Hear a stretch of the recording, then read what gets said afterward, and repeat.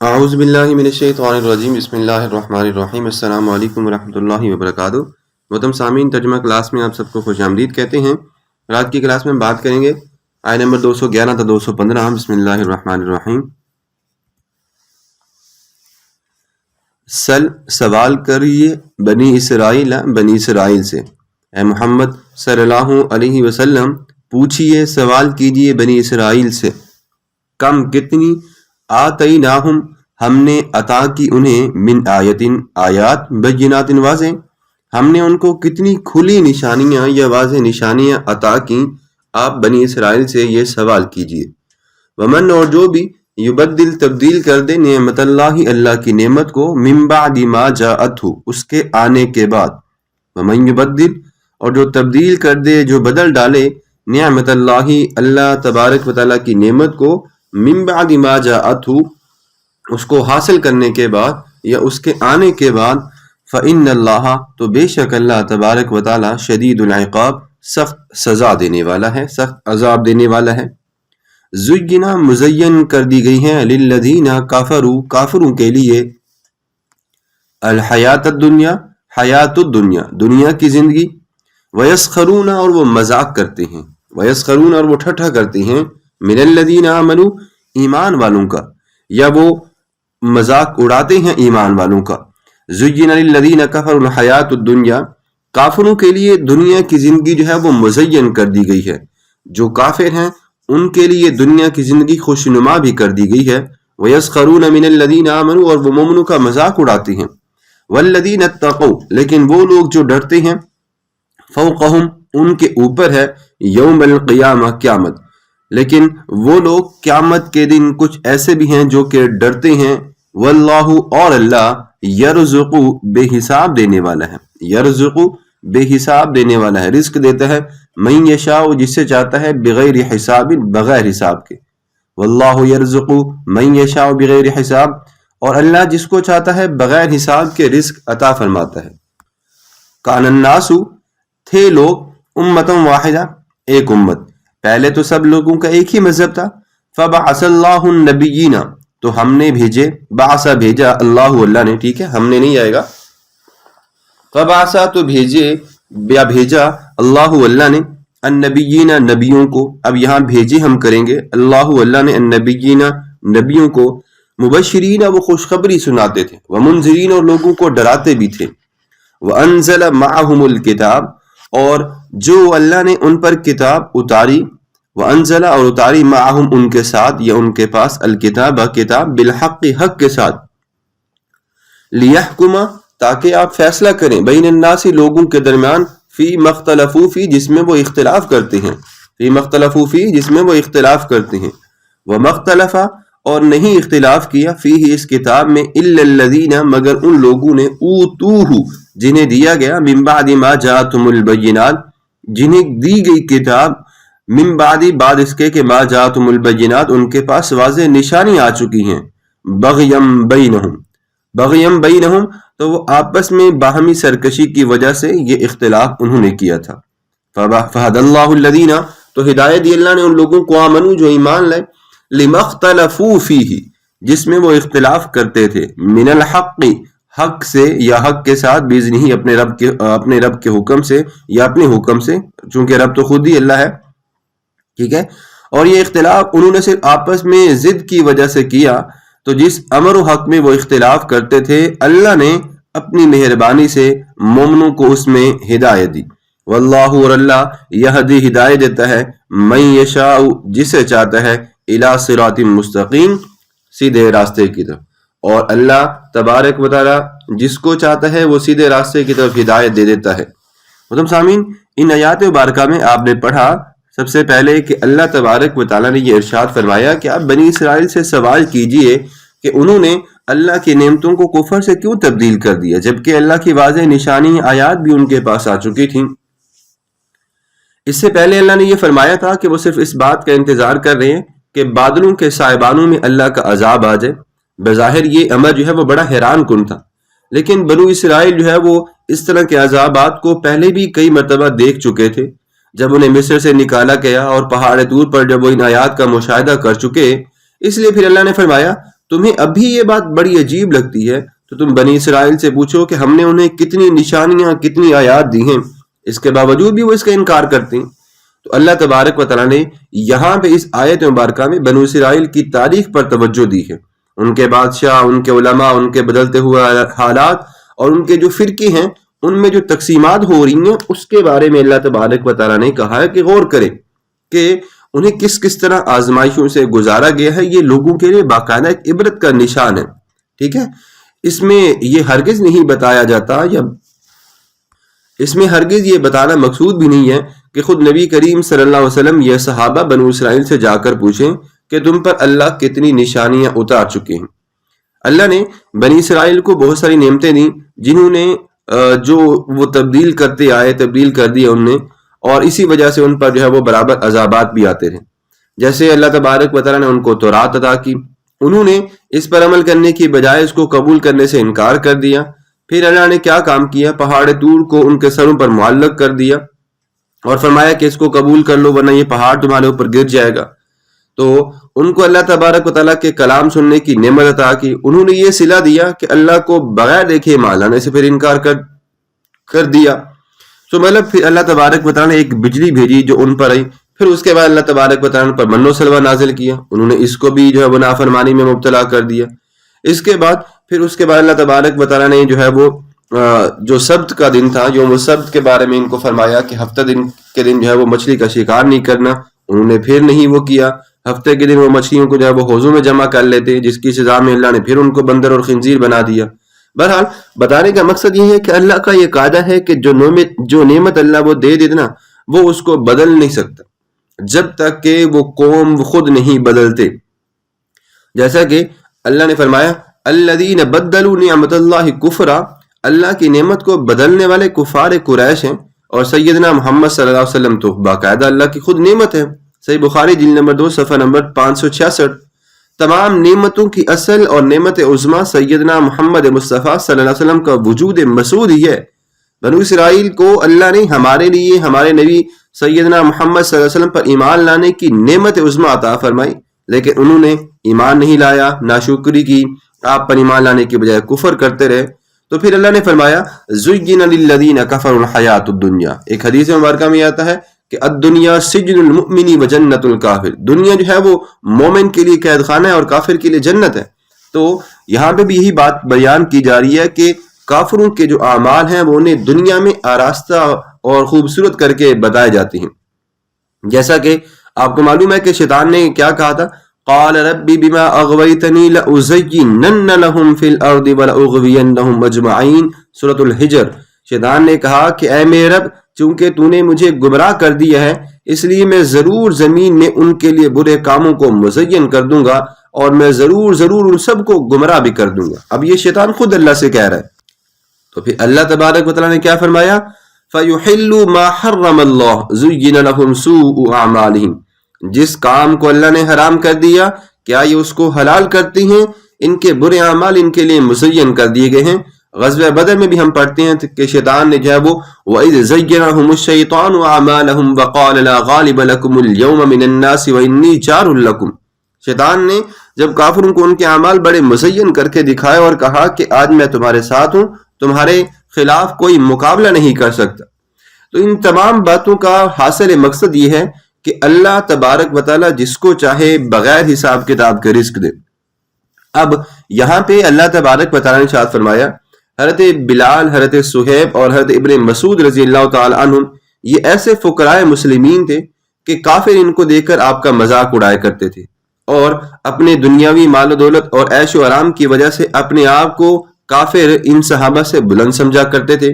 تب اللہ تبارک و تعالیٰ نے یہ آیات مبارکہ نازل فرمائی کہ قیامت کے دن یہی وہ بندے ہوں گے نیک جو سر بلند ہوں گے، جن کے اعمال زیادہ ہوں گے، اور کفار جو ہے وہ ذلت کے عذاب میں مبتلا ہوں گے۔ تو اللہ تبارک و تعالیٰ نے یہاں پہ یہ ارشاد فرمایا۔ اس کے بعد اس آیت مبارکہ میں کان الناس امۃ واحدۃ فبعث اللہ النبیین مبشرین ومنذرین، آخر تک اللہ تبارک و تعالیٰ نے یہاں پہ ارشاد فرمایا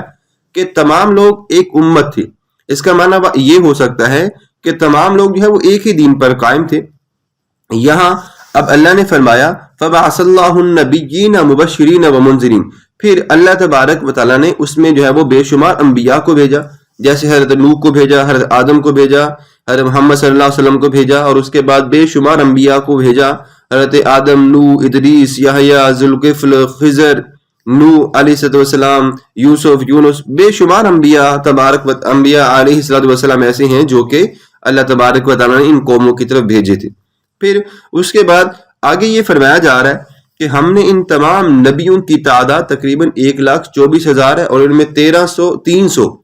313 جو ہے وہ رسول ہیں، ٹھیک ہے۔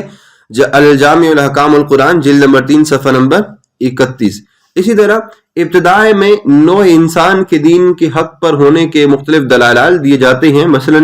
یہ بتایا جاتا ہے، اس آیت میں یہ فرمایا گیا کہ یہ پہلے کے تمام لوگ جو ہیں وہ ایک دین پر تھے، پھر ان میں اختلاف ہوا تو اللہ نے رسولوں کو بھیجا۔ اگر وہ تمام لوگ کفر پر تھے تو پھر اللہ نے رسولوں کو کیوں بھیجا؟ نمبر 2، جب طوفان سے تمام روئے زمین کے لوگ غرق ہو گئے اور صرف کشتی کے لوگ باقی زندہ بچ گئے، تو سمجھ لیجئے کہ یہی باقی ماندہ لوگ سب دین حق پر تھے، پھر اس کے بعد ان میں اختلافات ہو گئے۔ جیسا کہ امام بخاری حضرت ابو ہریرہ رضی اللہ تعالیٰ عنہ سے روایت فرماتے ہیں کہ آقا دو جہاں صلی اللہ علیہ وسلم نے ارشاد فرمایا کہ ہر بچہ فطرت اسلام پر پیدا ہوتا ہے، کل مولود یولد علی الفطر وابواہ یہودانہ او ینصرانہ او یمجسانہ، پھر اس کے ماں باپ اس کو یہودی بنائیں، نصرانی بنائیں، مجوسی بنا دیں۔ صحیح بخاری جلد نمبر 1 صفحہ نمبر 181۔ تو یہ حدیث بھی یہ ہمیں بتاتی ہے کہ ہر بچہ اس کی جو فطرت ہوتی ہے اصل وہ اسلام ہوتی ہے، پھر اس کے بعد اگر اسے فطرت پر چھوڑ دیا جائے تو وہ کسی باطل دین پر نہیں ہوگا، کیونکہ اس کی فطرت جو بنیادی بنائی گئی ہے وہ ہے دین اسلام۔ اب کسی باطل دین کو اختیار کرنے کے سبب اس کے والدین کی کوشش ہوتی ہے، یا دنیا کی محبت یا حسد ہوتا ہے جو اس کو کسی اور مذہب میں لے کے چلا جاتا ہے۔ اللہ نے فرمایا کہ تمام انسانوں کا دین تو صرف اسلام ہی ہے۔ شرع لکم من الدین ما وصى به نوحا والذی اوحینا الیک وما وصینا به ابراہیم وموسیٰ وعیسیٰ ان اقیموا الدین ولا تتفرقوا فیہ۔ سورۃ الشورى۔ اللہ نے تمہارے لیے اسی دین کو تو مقرر کیا جس دین کی اس نے حضرت نوح کو وصیت کی، اور جس دین کی ہم نے آپ صلی اللہ علیہ وسلم کو وصیت کی، اور جس دین کی ہم نے ابراہیم، موسیٰ اور عیسیٰ کو وصیت کی تھی۔ تم اس دین کو قائم رکھنا اور اس میں کوئی بھی تفریقہ نہ ڈالنا۔ اور اسی طرح اللہ نے مزید ارشاد فرمایا کہ ان الدین عند اللہ الاسلام، اللہ کے نزدیک اسلام ہی دین ہے۔ سورہ آل عمران۔ اور پھر اللہ نے فرمایا ومن یبتغ غیر الاسلام دینا فلن يقبل منہ، جو شخص اسلام کے علاوہ کسی اور دین کو طلب کرنا چاہتا ہے تو اس سے وہ ہرگز قبول نہیں کیا جائے گا۔ جیسا کہ آخری آیت مبارکہ بتاتا ہوں، پھر اس کے بعد ہم آگے چلتے ہیں۔ لِكُلٍّ جَعَلْنَا مِنْكُمْ شِرْعَةً وَمِنْهَاجًا، ہم نے تم میں سے ہر ایک کے لیے الگ الگ شریعت اور راہ عمل بنا دی ہے۔ تو ان تمام آیات سے معلوم ہوا کہ انسانیت کی ابتدا نور اور ہدایت سے بنی ہوئی ہے، پھر لوگوں نے شیطانی راستوں اور نفسانی خواہشوں کی بنا پر اس نور کو جو ہے وہ اندھیروں میں تبدیل کر دیا۔ اللہ تبارک و تعالیٰ فرماتا ہے کہ اللہ جسے چاہتا ہے ہدایت دیتا ہے اور جس کو چاہتا ہے ذلیل و رسوا کر دیتا ہے۔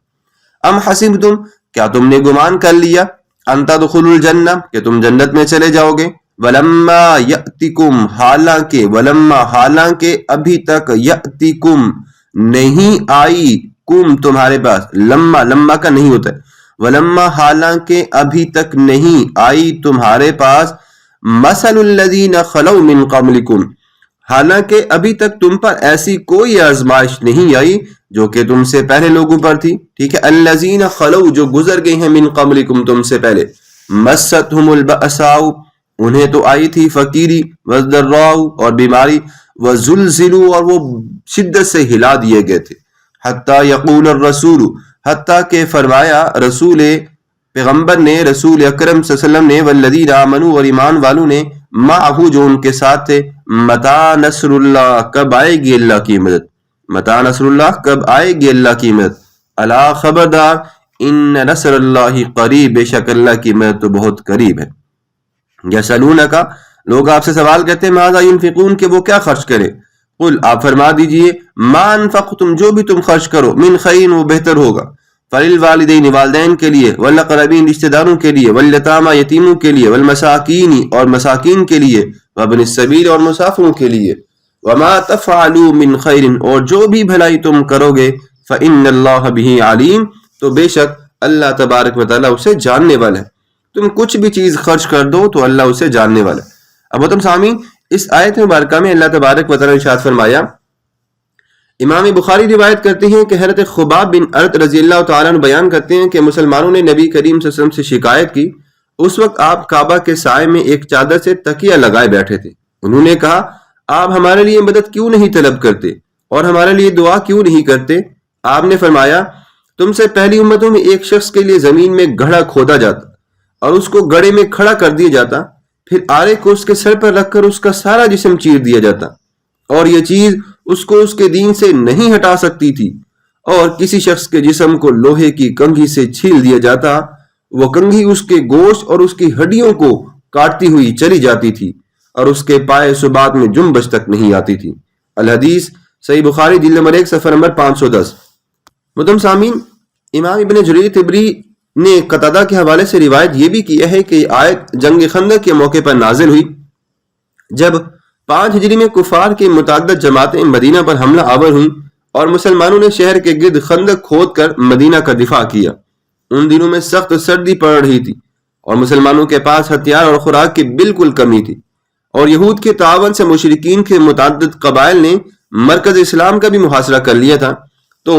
اللہ تبارک و تعالیٰ نے سورۃ الاحزاب میں اس وقت مسلمانوں کی جو حالت اور کیفیت بیان کی وہ اس طرح سے ہے،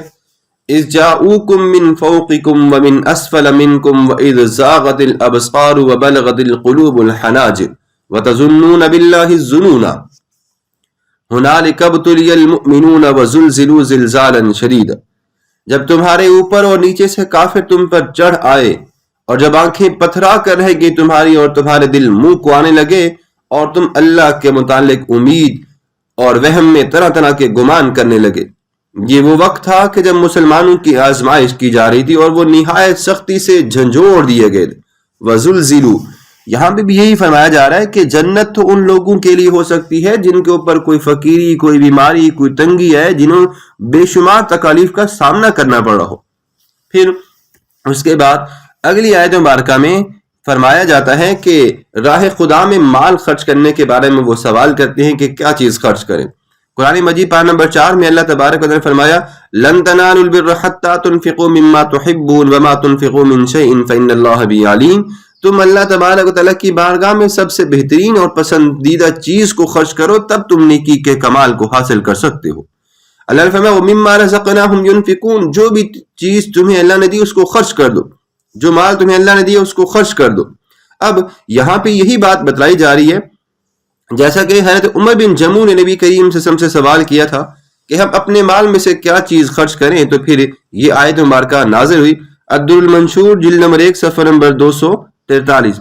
اب یہاں پہ مراد یہی بیان کی جا رہی ہے کہ انسان جو ہے وہ نفس حلال سے کمایا ہوا، رزق حلال سے کمائی ہوئی کوئی بھی چیز اللہ تبارک و تعالیٰ کی بارگاہ میں خرچ کر دے تو اللہ تبارک و تعالیٰ اس کو پورا پورا اجر دیتے ہیں۔ اللہ نے فرمایا، وما ينفقوا من شيء في سبيل الله يوفى اليكم وانتم لا تظلمون، جو چیز بھی تم اللہ تبارک و تعالیٰ کی بارگاہ میں خرچ کرتے ہو یا خرچ کرو گے تو اللہ تبارک و تعالیٰ تمہیں اس کا پورا پورا بدلہ اور اجر دے گا، اور اس مال میں کوئی کمی بھی نہیں کی جائے۔ محترم سامعین، آج کی ویڈیو کا، آج کے لیکچر کا ہم یہیں پہ اختتام کرتے ہیں، اور آخر میں ہم دعا کرتے ہیں کہ اے اللہ اس کلام مجید اور ان آیات مبارکہ کے ثواب کو ہم حضور نبی کریم صلی اللہ علیہ وسلم، آپ کے اہل خاندان، آپ کے اہل بیت، اور خصوص بالخصوص اما عائشہ صدیقہ رضی اللہ تعالیٰ عنہا کے صدقے اپنی مرحوم والدہ کی دعائے مغفرت اور دعائے سال ثواب کے لیے اس کلام مجید کو پیش کرتے ہیں۔ اللہ قبول مقبول فرمائے اور اس کلام مجید کے ثواب کی وجہ سے